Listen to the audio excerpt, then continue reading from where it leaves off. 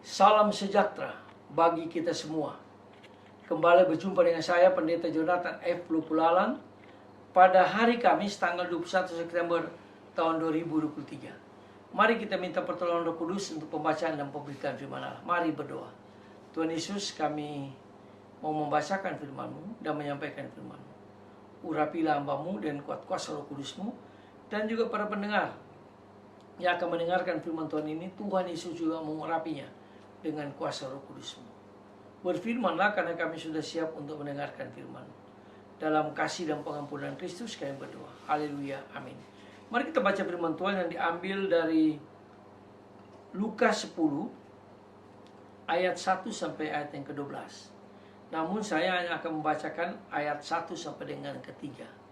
Firman Tuhan berkata demikian. Kemudian daripada itu, Tuhan menunjukkan 70 murid yang lain, lalu mengutus mereka berdua-dua mendahuluinya ke setiap kota dan di tempat yang hendak dikunjunginya.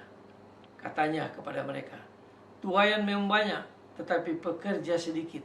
Karena itu, mintalah kepada Tuhan yang mempunyai tuaian, supaya ia mengirimkan pekerja-pekerja untuk tuaian itu.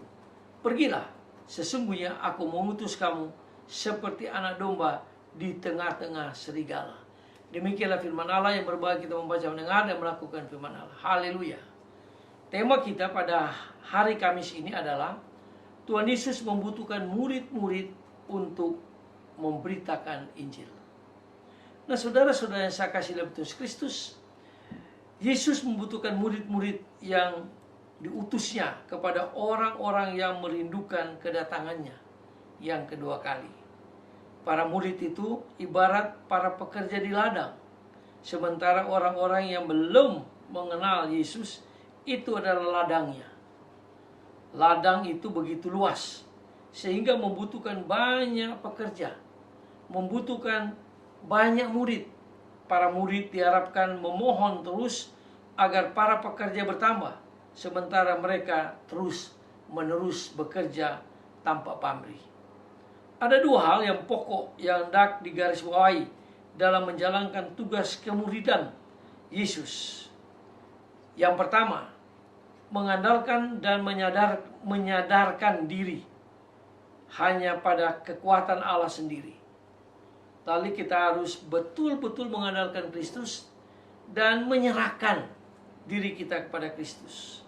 Yang kedua, tugas kemuridan tidak dijalankan sendiri-sendiri, tetapi bersama-sama sebagai komunitas. Jadi tugas kemuridan itu harus dijalankan secara tim, secara bersama-sama, sehingga kita berhasil.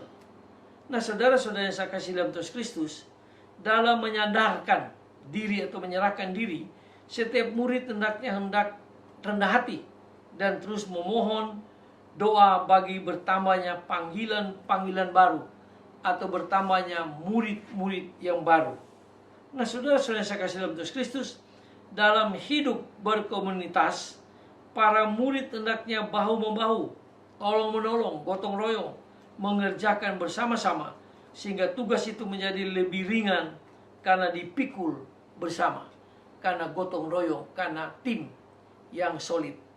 Nah, apakah saya sudah memohon dan berdoa bagi panggilan-panggilan khusus dalam gereja? Apakah kita mendoakan para gembala kita, atau sebaliknya malah mencaci maki mereka? Apakah kita bisa bekerja sama dalam membangun gereja, atau sebaliknya menganggapkan diri paling hebat, paling penting?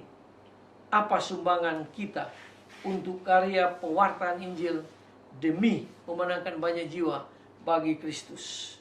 Nah, hari ini kita juga menyadari bahwa betapa pentingnya kita bekerja sebagai tim.